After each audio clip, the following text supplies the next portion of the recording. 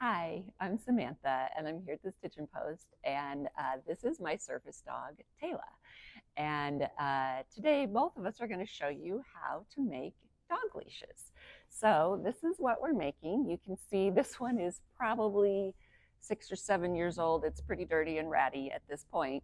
It gets daily use, and you can see they hold up really well. I really like them because they feel nice to hold. They're not so rough. And we use really good quality hardware, which is important so that you know your dog is safe and secure. Okay, so let's figure out how to make one of these. So the inside of the leash, you are going to be using some webbing. And you want a webbing that is rated for the weight of your dog. This webbing and the one that we have in our kits here is weighted up to 250 pounds. So you're pretty safe with that, obviously, unless you have some kind of dog I don't know about. You can get different widths. This is a 1 inch, and here is some finished leashing material that is, I think this is 1/2 inch. So if you had a smaller dog and you don't need the fatter one, you can do that. Same process. Okay, so the components for your leash are the webbing, and then you need a snap hook, and you're going to want it to have a swivel. Okay, and you want any hardware you get when you are doing something for your dog to be welded, because you can get them cheaper, but if they're not welded, they might break if your dog pulls on it. And so you want to make sure you get good, heavy duty welded hardware. So this is a swivel hook, and then you can add on your leash if you want. This is a collar, which you can also make. It's in the pattern. But you can add a welded D-ring to your leash if you want. I'm not going to do that today. The one that I had with Taylor earlier has one. And then like this finished one that I made a few days ago is a shorter one that I wanted, and it does not have a D-ring. So the D-ring is great if you want to clip your dog bag with a carabiner to it or something like that. Okay, so now that you have your internal components and your main components, you get to do the fun part, which is pick fabric. And any basic cotton quilting fabric will work just fine. You can see over here the white one with the flowers on it. That's an old sheet that was on my daughter's childhood bed. And I cut it up and made some leashes out of it. But most of the time, a great basic quilting cotton is fun. You want a smaller print, right? If you have a big, massive print, you're not going to get it on the leash. It might look a little bit funny.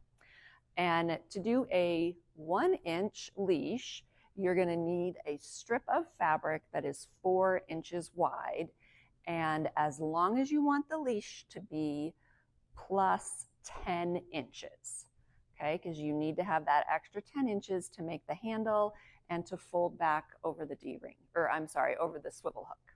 Okay, so now I'm going to show you how you encase your webbing in the fabric of your choice. So you're just going to cut your fabric 4 inches wide, or 4 times the width of your webbing. Okay, and then you're going to press it, and we're basically doing exactly like you would for making a quilt binding.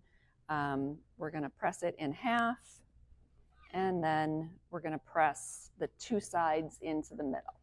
Okay, and when I do this, let's see if I can get that so you can see. I'm going to fold this in and leave a little gap there at the middle, right? I don't want to go all the way up to that edge, and it's going to make it easier to get around my webbing. That gives you a little bit of wiggle room and keeps your extra fabric off of the edge so you don't get any weird kind of bumps and stuff. All right, and then I'm going to do the exact same thing on the other side,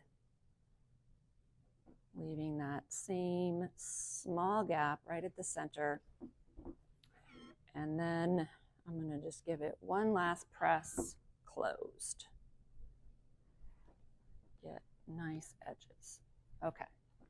So then all you're going to do is put your webbing inside of your fabric. Okay, so open that up. Here's my webbing.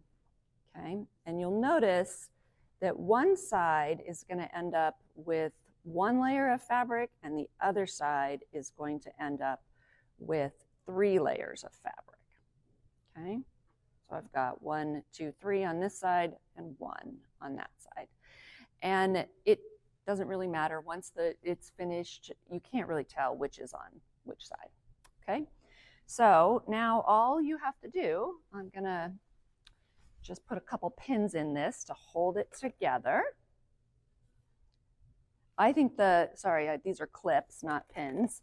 And I think the clips are a lot easier with something like this.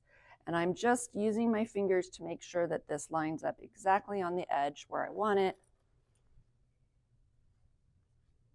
Okay. And that's it. Like that. Okay, and I'm going to sew one side down to show you. So I'm going to sew this side to close it. You would, like you can see on this one, I've sewn both sides, right? So when you're making your leash, you want to sew it closed first and then go back and sew the other side. And I'm sewing right through all of those layers of fabric and the webbing. And so you might want to use like a denim needle or something that's suited, that works for your machine for thicker fabrics. And also what I usually do is I leave a little bit of extra here and I'm going to cut it when I'm done, but it gives you a good place to start that's nice and flat, because it's really hard to start and go up that big bump. Okay, and then what you want to do is sew this as close to the edge as you can get. Okay, so you can see I'm pretty close to the edge here. I'm going to try to get even a little bit closer. So I'm going to go nice and slow, and I'm just going to use my fingers to keep this fabric exactly where I want it to be. I'm using just a regular stitch length.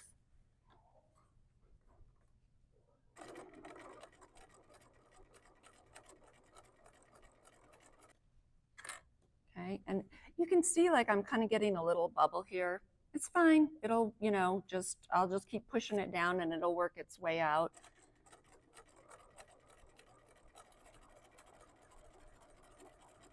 And I didn't worry about back tacking because we're going to finish off those ends here in a minute. Okay, so that's all you need to do, but you would do it on both sides of your fabric. And you can see I've got right up to that edge as close as I can get. It's not perfectly straight, but whatever, your dog's not going to care. Okay, so now we're going to move over to this one that I finished earlier. And you can see this one is going to be a 6-foot leash.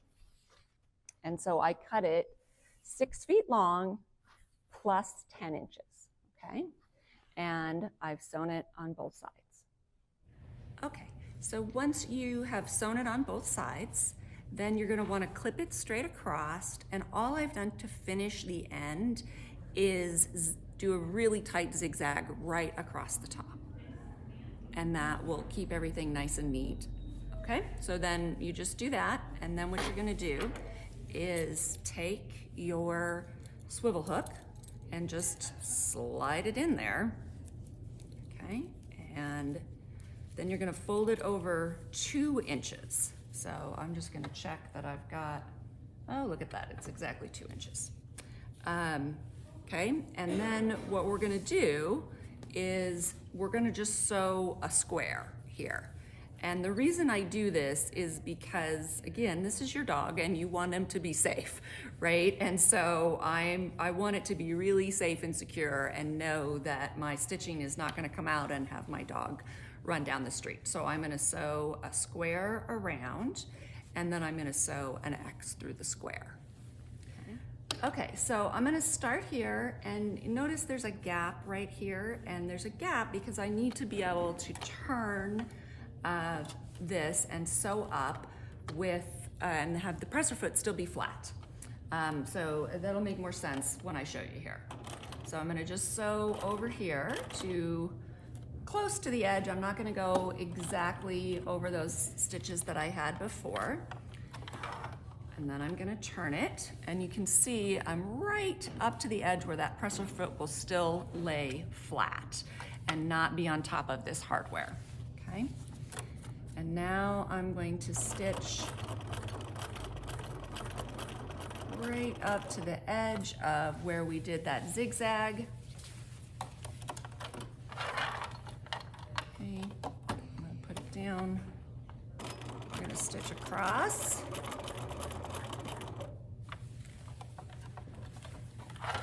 Turn it again. And I think one more stitch will line that up. If you are worried about it being perfect, you can certainly draw in a line there to keep it totally straight. I'm not worried about it being perfect, so I'm just gonna line it up as I sew. Get that thread out of there. Okay, so here we go. I'm gonna sew across to where I started. I'm gonna go over those stitches to the corner and then back up a little bit. Okay, and then I'm gonna go right back to that corner, and I'm gonna turn and I'm gonna sew to this corner over here.